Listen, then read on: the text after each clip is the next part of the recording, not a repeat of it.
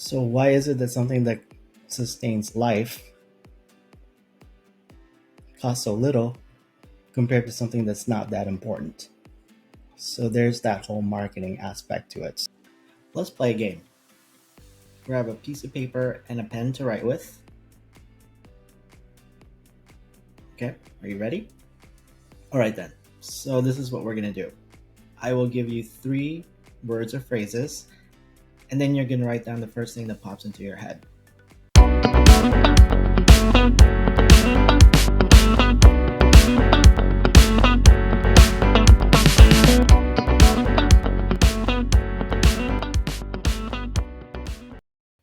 Welcome to the world of marketing. Let's get started with the game.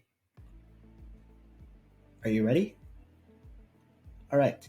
First one, your school name. Second, soup. And then the last one, marketing.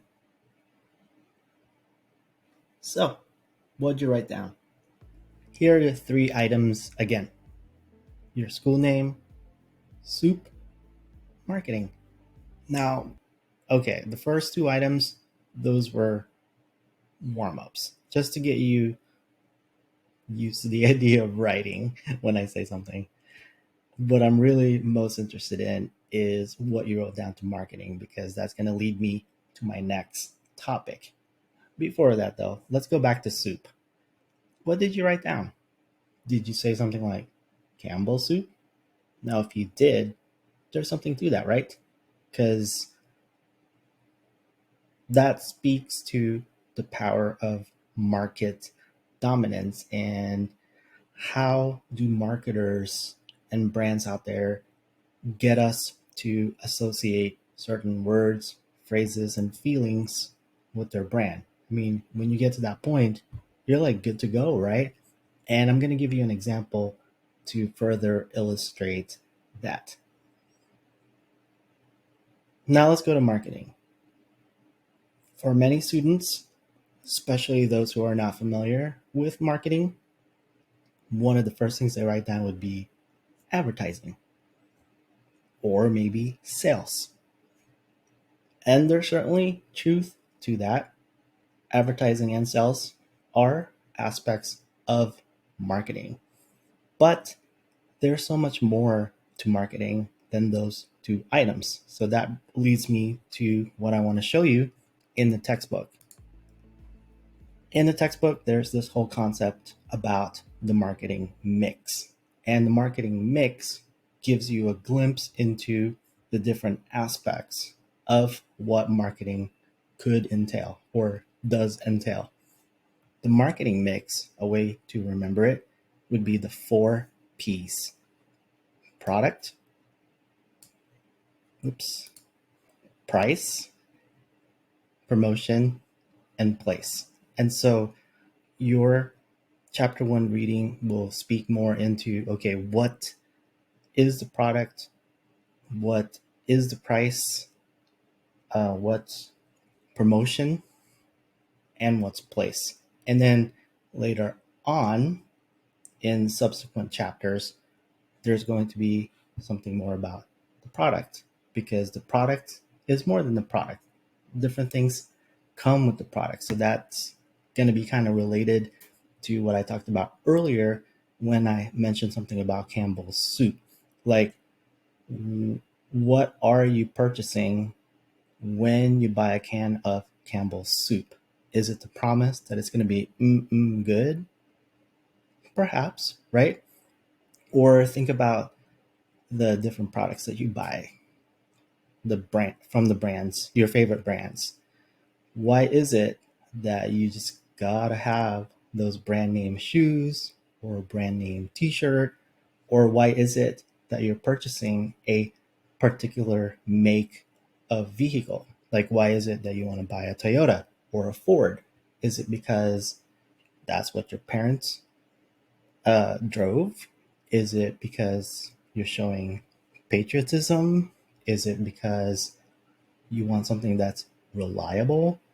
Or is it something to where it's a luxury brand, so you want to look really fancy? right? So when you're buying something, it's not just a solution to a basic need, there's also a psychological need. So, see, now we're really getting deeper, right? And we're just in the first 3 chapters during this first module. But that just kind of gives you a taste into the marketing mix. And that was just the product. What about price? What about promotion? What about place? So, really, this was just an introduction to that. Now, let me get to the final piece, which is to talk about the power of marketing. Let's talk about the diamond. There was a time when having a diamond ring was not associated with getting engaged or getting married. Now, why did it become a thing? Marketing. So, hear me out here. A diamond is just a rock, right? Intrinsically, when you look at it, it's just a rock. Like, let's talk about something that's important to sustaining life. Do I need a diamond to stay alive? No, probably not. But what about water? Yeah, water's pretty important. If I don't get enough water, or if I don't get water at all, I'll eventually die, right? So it's important to sustaining life. But what's more expensive? Well, let's see. One time I went on vacation for a weekend and I left the water on in the backyard. Like, I left the hose water running. And when I got back from vacation, I went back to the backyard and I was like, oh my goodness, I left the water on. And I was scared of what my water bill was going to be. But you know what? In the end, it didn't really amount to much. Now, what about a diamond ring? Well, that could be like up to what, 2 or 3 months of somebody's salary? So, why is it that something that sustains life costs so little compared to something that's not that important? So, there's that whole marketing aspect to it. So, let me share with you this article that I found. So, I did a little bit of research on the history behind the diamond ring. So, here's one from the Eye of Jewelry. It says that De Beers' most famous ad campaign marked the entire industry. And so if you read the article, you're going to find that they came up with the idea of a diamond is forever. So they're saying that everlasting love can be represented by a diamond. So if you don't buy your loved one a diamond, then that must mean you don't really love them. Now, let's refer back to what I just talked about just a couple minutes ago. Intrinsically speaking, a diamond is not worth anything, but it becomes valuable when our minds start to tell us, like, yeah, it's important. This is how somebody shows me they love me. So that's the power of marketing right there, right? Let's see, farther down. See if I can find it again. Oh, it must have been a different article, but let's see. Oh, here we go. Prior to this slogan, "A diamond is forever," during the 1930s, diamond engagement rings were not necessarily normal or expected, but today it is almost a guarantee. In 1940, only 10% of first time brides were receiving diamond engagement rings, while in 1990, that number skyrocketed to 80%. So, certainly, there was something to that, right? Because of a marketing campaign, it became a thing.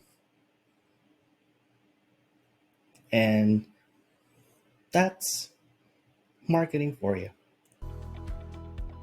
Welcome to the world of marketing.